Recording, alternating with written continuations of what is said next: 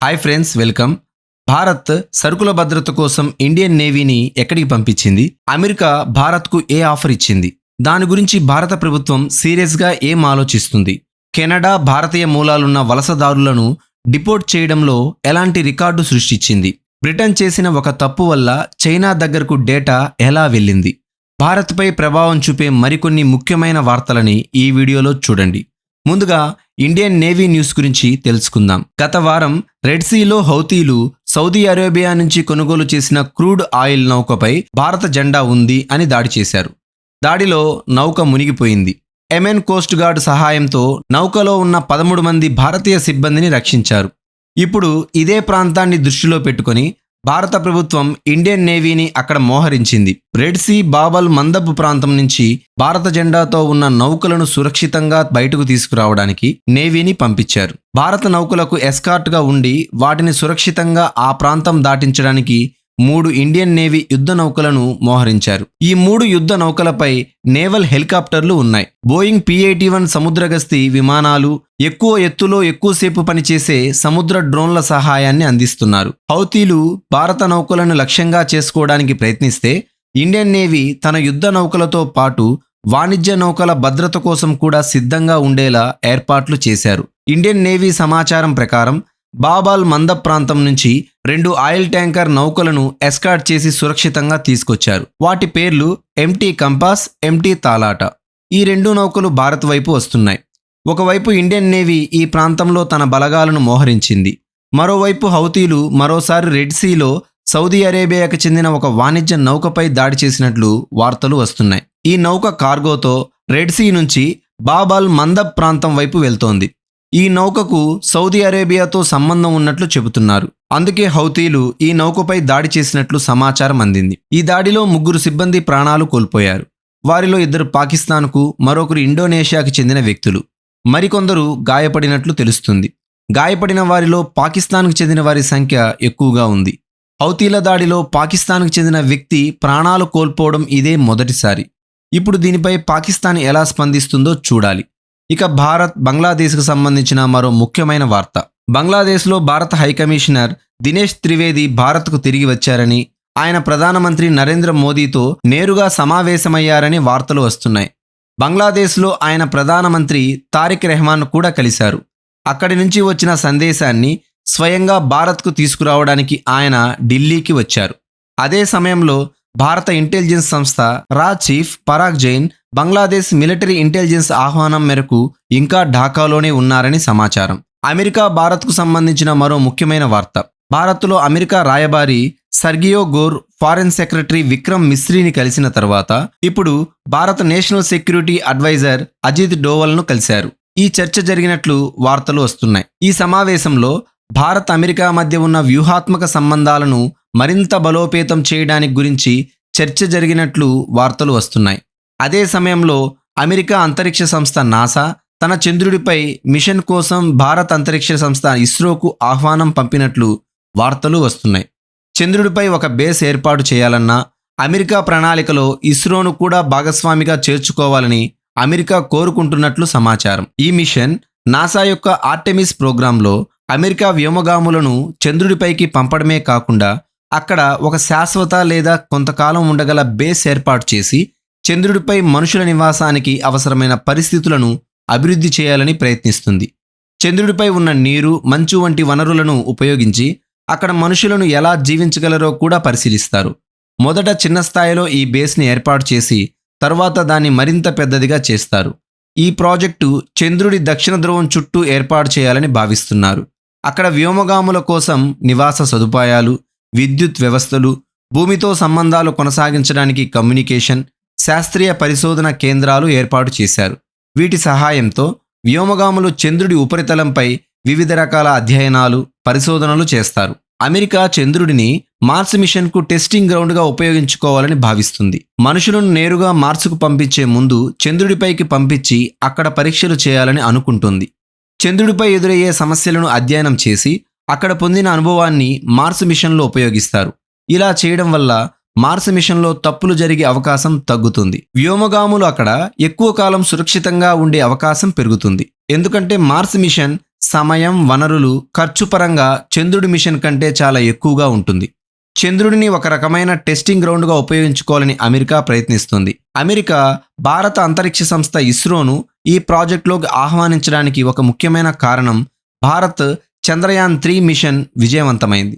ఈ మిషన్లో Vikram lander, Pragyan rover చంద్రుడి దక్షిణ ధృవ ప్రాంతంలో విజయవంతంగా ల్యాండ్ అయ్యాయి. అమెరికా చంద్రుడిపై బేస్ ఏర్పాటు చేయాలని అనుకుంటున్న ప్రాంతం కూడా ఇక్కడే ఉంది.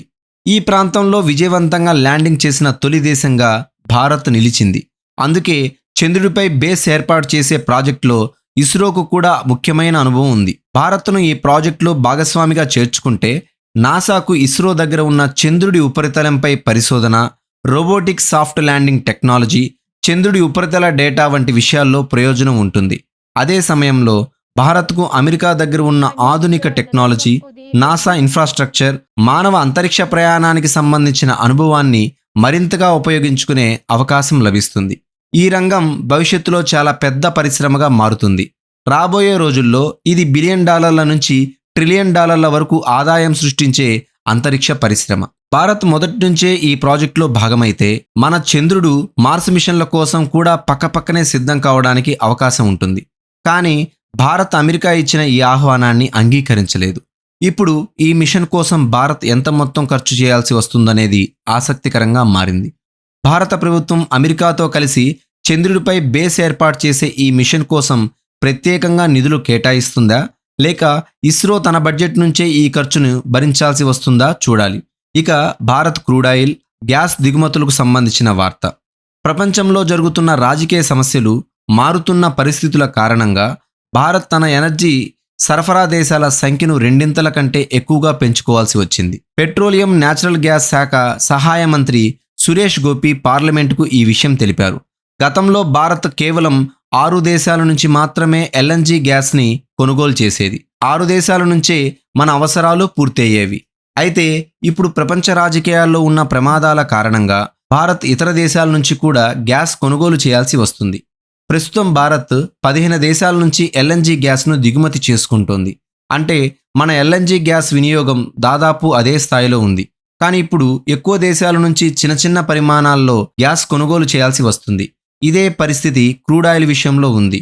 ఆ ప్రాంతంలో రాజకీయ సమస్యలు పెరగక ముందు భారత్ కేవలం 27 దేశాల నుంచి క్రూడ్ ఆయిల్ కొనుగోలు చేసేది. కానీ భారత్ మొత్తం 41 దేశాల నుంచి క్రూడ్ ఆయిల్ దిగుమతి చేసుకుంటోంది. ప్రభుత్వం తెలిపిన ప్రకారం ఎక్కువ దేశాలను ఎనర్జీ సరఫరా నెట్వర్క్లో చేర్చుకోవడం వల్ల భారత్కు ప్రయోజనాలు కూడా ఉన్నాయి. ఏ ఒక్క దేశంపైనే పూర్తిగా ఆధారపడాల్సిన అవసరం ఉండదు. వేర్వేరు దేశాలు వేర్వేరు మార్గాల నుంచి ఆయిల్ గ్యాస్ను కొనుగోలు చేయడం వల్ల ఒక ప్రాంతంలో సరఫరా ఆగిపోయినా మరో ప్రాంతం నుంచి ఎక్కువ మొత్తంలో సరఫరా పొందే అవకాశం ఉంటుంది. అందుకే ఈ విధంగా ఎక్కువ దేశాల నుంచి కొనుగోలు చేయడం భారత్కు ఉపయోగపడుతుంది. ప్రపంచ మార్కెట్లో ఇంత మార్పులు, ధరల్లో హెచ్చుతగ్గులు ఉన్నప్పటికీ భారత్లో క్రూడ్ ఆయిల్, గ్యాస్ కొరత రాకుండా చూసుకోగలుగుతుంది. భారత్ కెనడాకు సంబంధించిన మరో ముఖ్యమైన వార్త. కెనడా భారతీయులను డిపోర్ట్ చేయడంలో గత సంవత్సరాల రికార్డులను దాటేసింది. ఈ సంవత్సరం మొదటి 6 నెలల్లో అంటే జనవరి నుంచి జూన్ వరకు 3,323 మంది భారతీయులను కెనడా నుంచి డిపోర్ట్ చేసింది. ఇది కేవలం 6 నెలల సంఖ్య. ఇదే కొనసాగితే ఈ సంవత్సరం చివరి నాటికి 6,000 మందికి పైగా భారతీయులను కెనడా నుంచి వచ్చేస్తారు. 2025లో కెనడా మొత్తం 3,700 మంది భారతీయులను డిపోర్ట్ చేసింది. అంటే గత ఏడాది మొత్తం డిపోర్ట్ చేసిన వారి సంఖ్యకు దాదాపు సమానమైన సంఖ్యను ఈ సంవత్సరం మొదటి 6 నెలల్లోనే డిపోర్ట్ చేశారు. 2024వ సంవత్సరంలో సుమారు 2,000 మంది, 2023వ సంవత్సరంలో సుమారు 10,100 మంది, 2022వ సంవత్సరంలో 786 మంది, 2021వ సంవత్సరంలో సుమారు 600 మంది భారతీయులను కెనడా నుంచి భారత్కు పంపించింది. మొత్తంగా చూస్తే గత కొన్ని సంవత్సరాల్లో కెనడా నుంచి భారతీయుల డిపోర్టేషన్లో చాలా పెద్ద మార్పు కనిపిస్తుంది. ఒక కారణంగా కెనడాలో గత కొన్ని సంవత్సరాల్లో ఇతర దేశాల నుంచి వచ్చిన వలసదారుల సంఖ్య వేగంగా పెరగడాన్ని చెబుతారు. అక్కడ ఇళ్లకు, అద్దె ఇళ్లకు డిమాండ్ బాగా పెరిగింది. అలాగే హెల్త్ కేర్, స్కూళ్లు, ప్రజలకు అవసరమైన సదుపాయాలపై ఒత్తిడి పెరుగుతుంది. కెనడాలో స్థానిక ప్రజలకు కూడా ఇబ్బందులు ఎదురవుతున్నాయి. సంస్కృతిలో తేడాలు, జీవన ఖర్చులు పెరగడం, ఇళ్ల ధరలు, అద్దెలు ఎక్కువగా ఉండడం, ఉద్యోగాల కోసం పోటీ పెరగడం వంటి కారణాలతో అక్కడి స్థానిక ప్రజల్లో వలసలపై అసంతృప్తి క్రమంగా పెరుగుతోంది. ఇతర దేశాల నుంచి వలసగా వచ్చే వారికి మొదట్లో ఓటు హక్కు లేదు కాబట్టి ప్రభుత్వాలకు స్థానిక ప్రజల మద్దతు, ఓట్లు కూడా ముఖ్యమే. అందుకే స్థానిక ప్రజలను అసంతృప్తికి గురి చేయకుండా ఉండేందుకు ప్రభుత్వాలపై ఒత్తిడి పెరుగుతోంది. ఈ కారణంగా కెనడా ప్రభుత్వ వలసలను తగ్గించడానికి అనేక చర్యలు తీసుకుంటోంది. ఇందులో భాగంగా కెనడా ప్రభుత్వం స్టూడెంట్ వీసాలు, వర్క్ వీసాలు తగ్గించింది. సరైన పత్రాలు లేకుండా కెనడాలో అక్రమంగా ఉంటున్న విదేశీయులను కూడా గుర్తించి రిపోర్ట్ చేసి వారి దేశాలకు తిరిగి పంపిస్తోంది. ఇక బ్రిటన్ నుంచి వచ్చిన మరో వార్త. భారత సైన్యం ఆయుధాలు, డ్రోన్లను కొనుగోలు చేసేటప్పుడు వాటిలో చైనా కంపెనీలకు సంబంధించిన భాగాలు ఉండకూడదని ఎందుకు కఠినమైన నిబంధనలు పెడుతుందో చూపిస్తుంది. బ్రిటన్ రాయల్ నేవీ ఉపయోగిస్తున్న నేవల్ డ్రోన్ బోట్లలో అమర్చిన కొన్ని కెమెరాలు సిగ్నల్స్ డేటాను చైనాకు పంపుతున్నట్లు వార్తలు వచ్చాయి. ఈ నేవల్ డ్రోన్ బోట్లను బ్రిటన్కి చెందిన ప్రత్యేక భద్రతా సంస్థలు ఉపయోగిస్తున్నాయి. ఈ డ్రోన్ బోట్లను British defence company Kraken technology group తయారు చేసింది. అయితే వాటిలో అమర్చిన కెమెరాలను ఒక మూడో పార్టీ కంపెనీ నుంచి కొనుగోలు చేశారు. ఆ కంపెనీ ఈ కెమెరాలు పూర్తిగా సురక్షితమైనవని అన్నది. కానీ దర్యాప్తులో ఈ డ్రోన్ బోట్లలోని కెమెరాలు ఆన్లైన్లో కనెక్ట్ అయి ఉండి చైనాకు చెందిన ఒక ఐపీ అడ్రస్కు సిగ్నల్ పంపుతున్నట్లు గుర్తించారు. బ్రిటన్ తెలిపిన ప్రకారం ఈ కెమెరాలు చైనాలోని ఐపీ అడ్రస్కు కేవలం హార్ట్ బీట్ ట్రాన్స్మిషన్స్ మాత్రమే పంపుతున్నాయని చెప్పారు. అంటే పెద్ద స్థాయిలో సెక్యూరిటీ బ్రీచ్ జరగలేదని బ్రిటన్ చెబుతోంది. బ్రిటిష్ ప్రభుత్వం పెద్ద సమస్య కాదన్నట్టుగా చూపించే ప్రయత్నమూ చేస్తుంది. బ్రిటన్ ఈ కెమెరాలను ఆఫ్లైన్లోకి తీసుకొని వచ్చింది. వాటి ఇంటర్నెట్ కనెక్షన్ డిజేబుల్ చేసింది. ఇప్పుడు ఈ కెమెరాల ద్వారా ఎంత డేటా బయటకు వెళ్ళిందో తెలుసుకుంటారు. బ్రిటన్ తన నేవీని ఆధునికంగా మార్చేందుకు ఇలాంటి మరిన్ని డ్రోన్ బోట్లను కొనుగోలు చేస్తుంది. ఈ డ్రోన్ బోట్లను భవిష్యత్తులో హార్ముజ్ జలసంధి ప్రాంతంలో మోహరించాలని బ్రిటన్ భావిస్తోంది. ప్రస్తుతం బ్రిటన్, చైనా మధ్య ఎలాంటి యుద్ధం లేదా సైనిక ఘర్షణ లేదు. కానీ పరిస్థితి వేరుగా ఉంటే ఈ సమాచారం చైనాకు ఉపయోగపడే అవకాశం ఉండేది. డ్రోన్ బోట్లు ఖచ్చితమైన లొకేషన్ను గుర్తించి ఆ సమాచారాన్ని తమ ప్రయోజనాలకు ఉపయోగించుకునే అవకాశం చైనాకు ఉండేది. బ్రిటన్ ఈ డ్రోన్ బోట్లను హార్ముజ్ జలసంధిలో మోహరించి ఉంటే వాటి లొకేషన్ లేదా కోఆర్డినేట్స్ను చైనా ఇరాన్కు అందించే అవకాశం కూడా ఉండేది. అప్పుడు ఆ ప్రాంతంలో ఉన్న డ్రోన్ బోట్లను ఇరాన్ సులభంగా లక్ష్యంగా చేసుకునే ప్రమాదం ఉండేది. సో ఇది ఫ్రెండ్స్ ఈరోజు వీడియో. ఈ వీడియో మీకు ఎలా అనిపించిందో కామెంట్స్లో చెప్పేయండి. ఈ వీడియో మీకు నచ్చితే లైక్ చేయండి, షేర్ చేయండి, సబ్స్క్రైబ్ చేసుకోవడం మర్చిపోకండి. Thank you.